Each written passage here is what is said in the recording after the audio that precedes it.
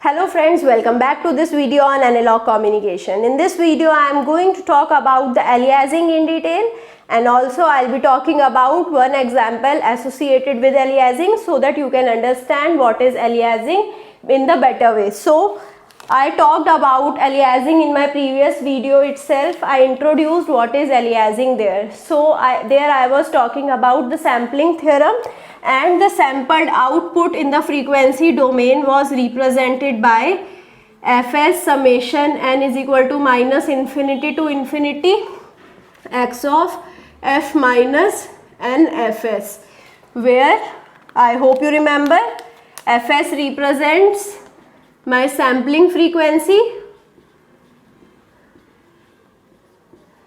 the frequency at which I'll do the sampling, and after that xf represents the Fourier transform of xt, and xt was my input signal.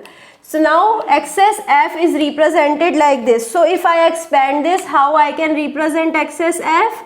So excess f is represented like, so I can put n is equal to 0. When I put n is equal to 0, I am left out with fs x of f, because this term would not be there when I am putting n is equal to 0. So let's put n is equal to 1. So when I put n is equal to 1, I have fs x of f, here 1 minus fs. So now fs x f minus fs would be the output when n is equal to 1. This is the output when n was 0. Similarly, if I put n is equal to 2, I'll get fs x of f minus 2fs. So here n was 2. Similarly, fs x of f minus 3fs, plus so on. Now I'll be putting n is equal to minus 1, so that time I'll get fs x of f plus fs. Here I'll be getting fs x of f plus 2fs. Similarly, I'll be getting the higher order term. So here n is equal to minus 1, here n was minus 2, here n was 3. So this is the frequency representation of sampled function of f. So now if I plot this function in the graph, so let's see how this function is looking like in the frequency axis. So let's take xf to be like this. So this is my xf. So now if I have to represent excess f, I need to know what is this fs. So fs is a variable here. So for the case 1, I am taking fs to be greater than twice of fm, where fm is the maximum frequency of the modulating signal, or my xt, input signal. So if I take the maximum frequency of xt, here what is the maximum frequency of xt? It is w. So fm is w. So if I take fs to be greater than twice of fm, or I can represent it as fs is greater than twice of w. So now let's plot it, and we'll observe how it came out in the frequency axis. So now we'll first see at n is equal to 0, I have fs into xf. So I have the same function at x is equal to 0. It's just the amplified version, so it is just multiplied with the fs. So now here at n is equal to 1, this is the same signal as this, only just it is the shifted form. So it is the frequency shifted form, and now it is centered around fs. So here I'll get the same signal. So now this is same signal, only it is centered around 2fs. Similarly, this is centered around 3fs. Similarly, in the left side, I'll get the same signals. So here it is centered around minus fs.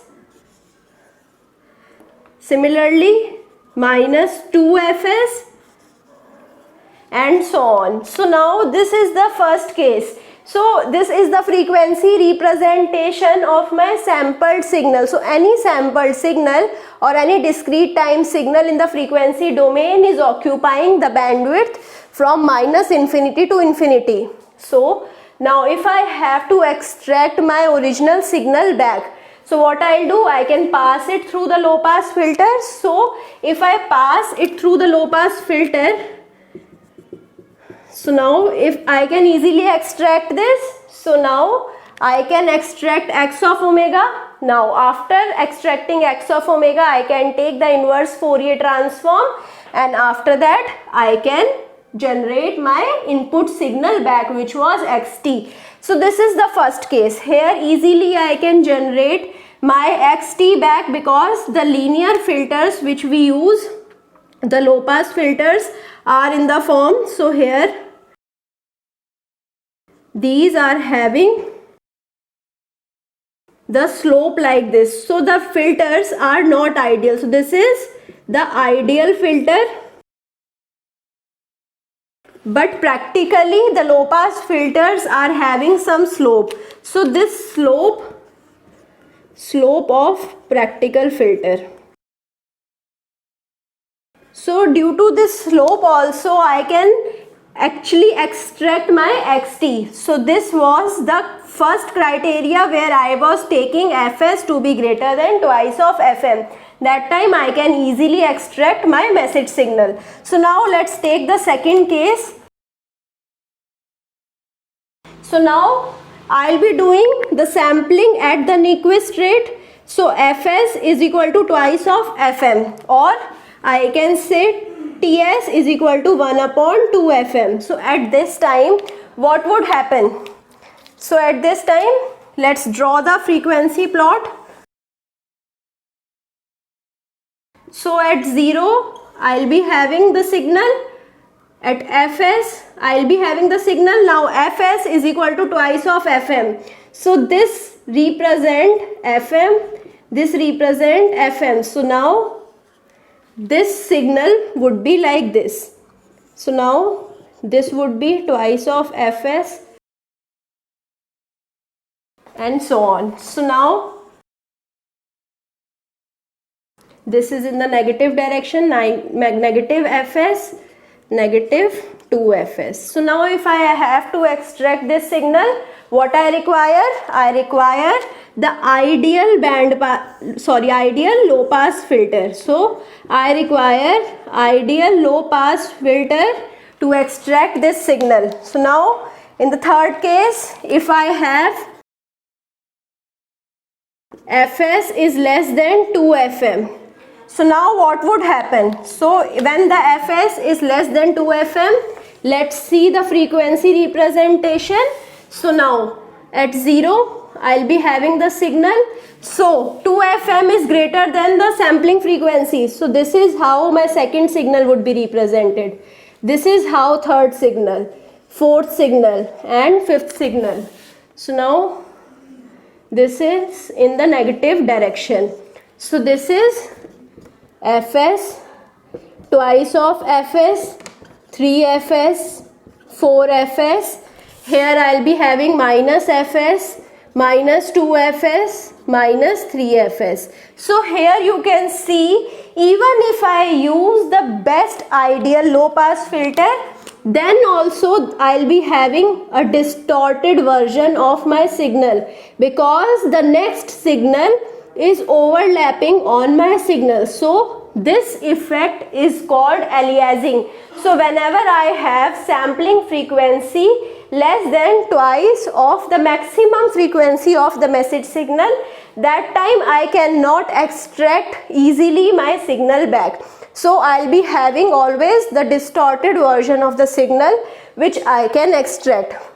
So now I hope you understood what is aliasing. So now to overcome aliasing, what should I need? The first thing I need is that this signal should be a band limited signal.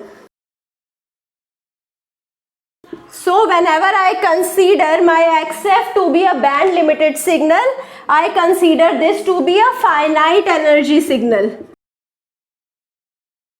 So what does this finite energy means? means I don't have the very high frequency values.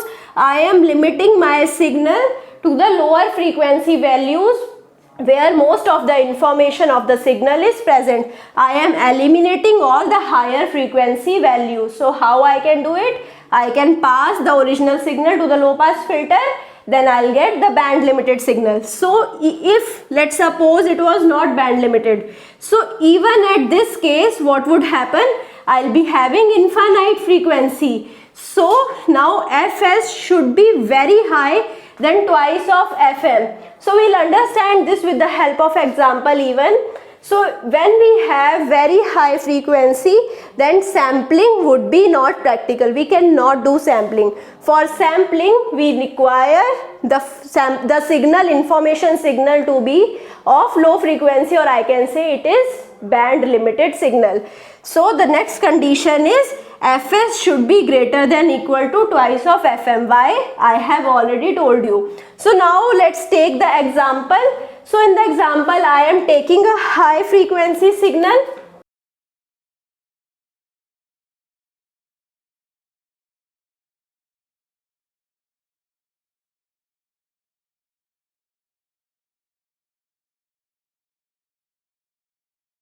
So let's suppose this is my xt, and if I take the sampling instant at very far away, so if I am taking Fs to be less than twice of Fm, so the maximum frequency is this. So here it is having the maximum frequency. So now let's take the example that I am taking the samples at these dotted places. So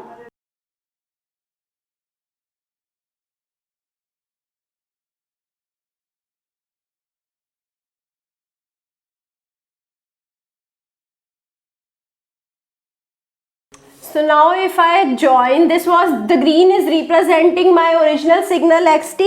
So now these dots represents wherever I have taken the samples. So now if I join these dots, I am getting this signal which is represented by red.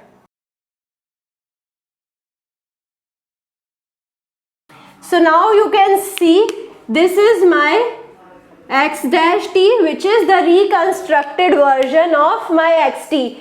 So you can see I transmitted xt, which was represented by green, which was very high frequency input. So now if I took the samples at the higher frequency rate, I took the samples at the frequency which was greater than the maximum frequency of xt.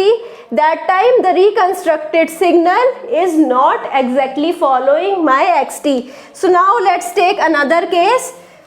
So we are taking this case when this is again my xt. So now this is xt. So here if I take the samples at the lower frequency rate, at the higher frequency rate, so here these dots are representing my sampled signal. So now if I reconstruct this signal, I can generate back xt easily. So now if I am taking a higher frequency sampling, that time I can easily generate my xt back. But if I am taking the frequency of the samples to be less, that time it is very difficult to generate back the same signal. So always we'll be having the different signal which is generated. So let's suppose I am saying something, and at the receiver, you are the receiver and you are listening something else. So that should not be happening. So to avoid this, so this is the condition, Fs should be greater than equal to twice of Fm, and the twice of Fm represents the Nyquist rate. So the sampling frequency should be greater than the Nyquist rate to avoid this. So here I'll be stopping my discussion. I hope you understood the aliasing and the example I discussed. Still, if you have any doubt, you can put the doubt in the comment and I'll try to resolve it as soon as possible. I hope you like this video. If you like it, share it with your friends, subscribe the channel and push the like button. Thank you.